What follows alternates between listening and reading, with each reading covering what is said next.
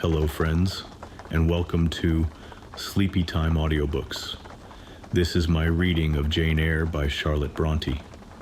I have designed my audiobooks to help with the tinnitus, insomnia, and anxiety I experience from hearing loss and migraines. If you have a request for a book or specific therapy, please comment below. Relax and enjoy this reading of Jane Eyre. Chapter 1. There was no possibility of taking a walk that day. We had been wandering indeed in the leafless shrubbery an hour in the morning. But since dinner, Mrs. Reed, when there was no company, dined early.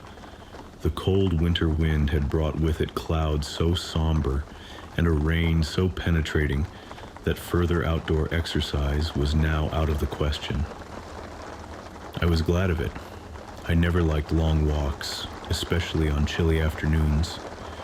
Dreadful to me was the coming home in the raw twilight, with nipped fingers and toes, and a heart saddened by the chidings of Bessie, the nurse, and humbled by the consciousness of my physical inferiority to Eliza, John, and Georgiana Reed. The said Eliza, John, and Georgiana were now clustered round their mamma in the drawing room. She lay reclined on a sofa by the fireside, and with her darlings about her, for the time neither quarreling nor crying, looked perfectly happy.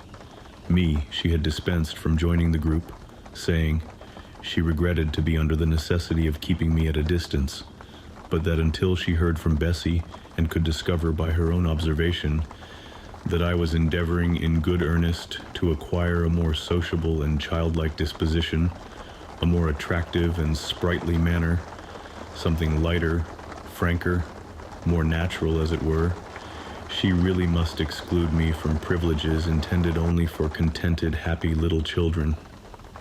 "What does Bessie say I have done?" I asked. "Jane, I don't like cavillers or questioners. Besides, there is something truly forbidding in a child taking up her elders in that manner. Be seated somewhere, and until you can speak pleasantly, remain silent." A breakfast room adjoined the drawing room. I slipped in there. It contained a bookcase. I soon possessed myself of a volume, taking care that it should be one stored with pictures. I mounted into the window seat. Gathering up my feet, I sat cross-legged, like a Turk, and having drawn the red moreen curtain nearly close, I was shrined in double retirement. Folds of scarlet drapery shut in my view to the right hand. To the left were the clear panes of glass, protecting but not separating me from the drear November day.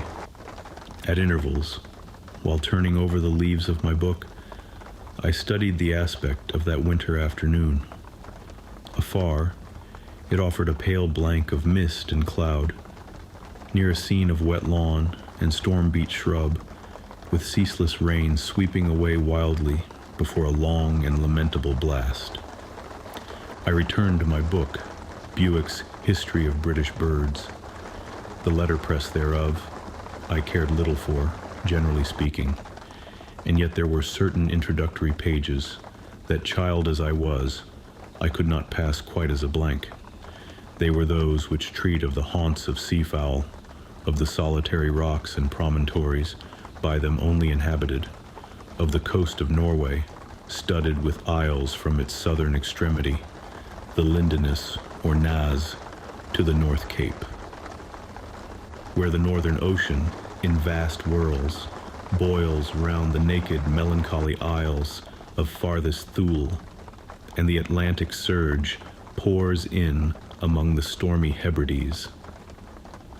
Nor could I pass unnoticed the suggestion of the bleak shores of Lapland, Siberia, Spitzbergen, Nova Zembla, Iceland, Greenland, with the vast sweep of the Arctic zone and those forlorn regions of dreary space, that reservoir of frost and snow, where firm fields of ice, the accumulation of centuries of winters, glazed in alpine heights above heights, surround the pole, and concentre the multiplied rigors of extreme cold. Of these death-white realms I formed an idea of my own, shadowy, like all the half-comprehended notions that float dim through children's brains, but strangely impressive. The words in these introductory pages connected themselves with the succeeding vignettes and gave significance to the rock standing up alone in a sea of billow and spray, to the broken boat stranded on a desolate coast, to the cold and ghastly moon glancing through bars of cloud at a wreck just sinking.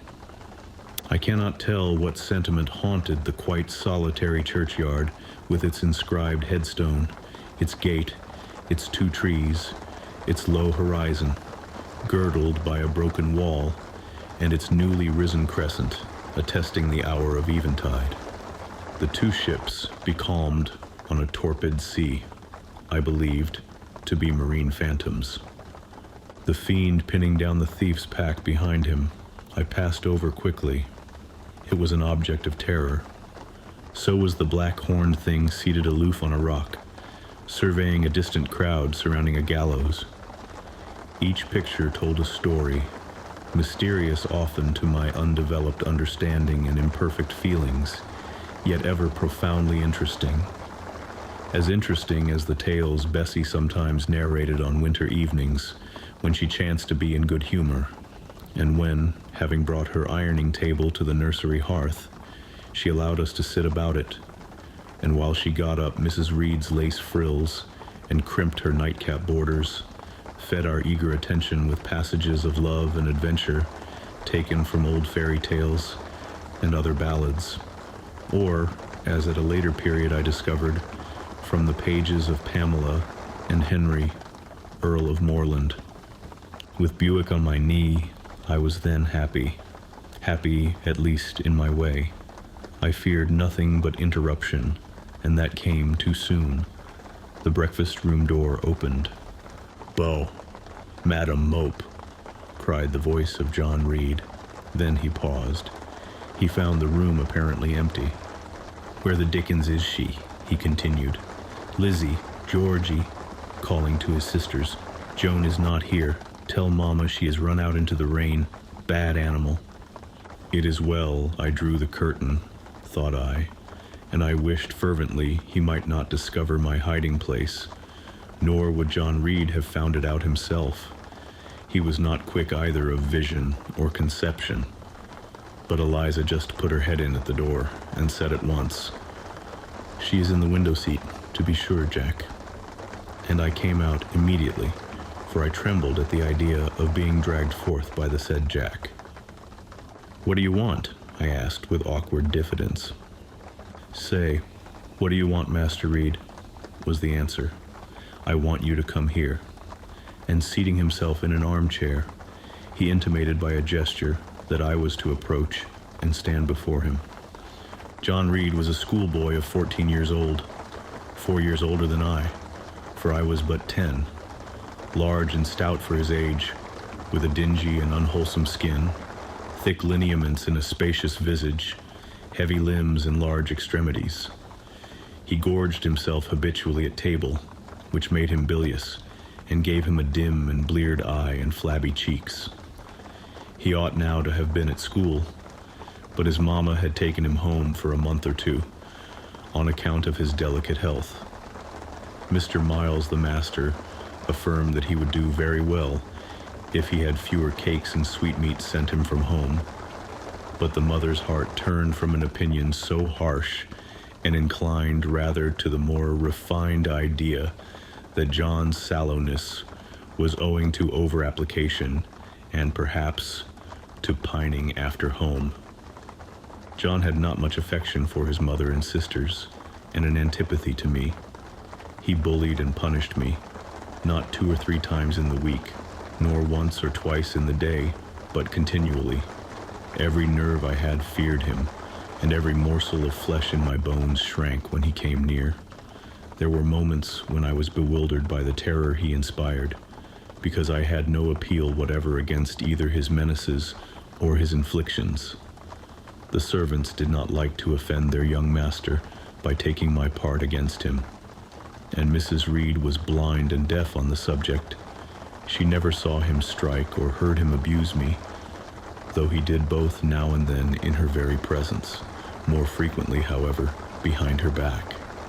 Habitually obedient to John, I came up to his chair.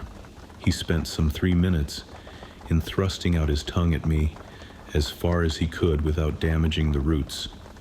I knew he would soon strike, and while dreading the blow, I mused on the disgusting and ugly appearance of him who would presently deal it. I wonder if he read that notion in my face, for all at once, without speaking, he struck suddenly and strongly. I tottered, and on regaining my equilibrium, retired back a step or two from his chair. "That is for your impudence in answering Mama a while since," said he, "and for your sneaking way of getting behind curtains, and for the look you had in your eyes 2 minutes since, you rat." Accustomed to John Reed's abuse, I never had an idea of replying to it. My care was how to endure the blow which would certainly follow the insult. "What were you doing behind the curtain?" he asked. "I was reading." "Show the book." I returned to the window and fetched it thence. "You have no business to take our books. You are a dependent, Mama says. You have no money. Your father left you none. You ought to beg, and not to live here with gentlemen's children like us, and eat the same meals we do, and wear clothes at our Mama's expense. Now, I'll teach you to rummage my bookshelves, for they are mine. All the house belongs to me, or will do in a few years. Go and stand by the door, out of the way of the mirror and the windows." I did so, not at first aware what was his intention, but when I saw him lift and poise the book and stand in act to hurl it, I instinctively started aside with a cry of alarm. Not soon enough, however. The volume was flung, it hit me, and I fell, striking my head against the door and cutting it. The cut bled. The pain was sharp. My terror had passed its climax. Other feelings succeeded. "Wicked and cruel boy," I said. "You are like a murderer. You are like a slave driver. You are like the Roman emperors."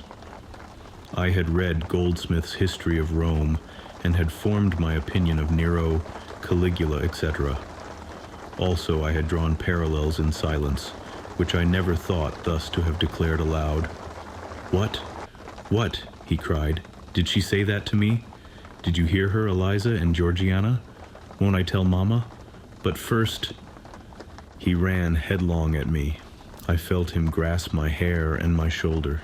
He had closed with a desperate thing. I really saw in him a tyrant, a murderer.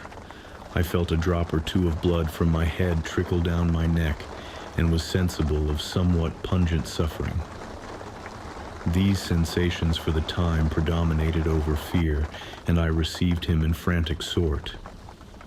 I don't very well know what I did with my hands, but he called me rat, rat, and bellowed out aloud. Aid was near him.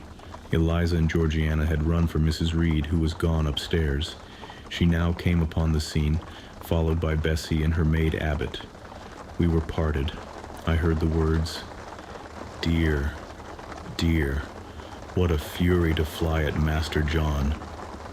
Did ever anybody see such a picture of passion? Then Mrs. Reed subjoined, "Take her away to the Red Room and lock her in there." 4 hands were immediately laid upon me, and I was borne upstairs.